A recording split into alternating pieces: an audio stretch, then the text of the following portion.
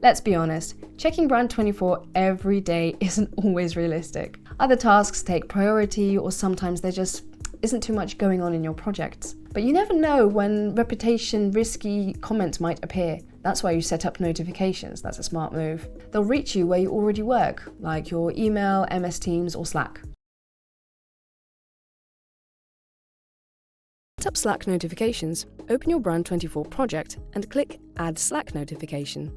Then, click the button next to the Slack option to start the integration.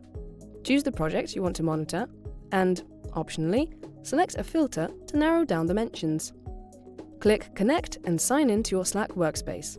Once connected, pick the Slack channel where you'd like to receive notifications. You can create a new channel in Slack beforehand, public or private, depending on who should have access. That's it. You'll start getting real-time updates, and you can always adjust the settings later if needed. And that's how you set up notifications in Brand24. Now you'll never miss an important mention, no matter how busy your day gets.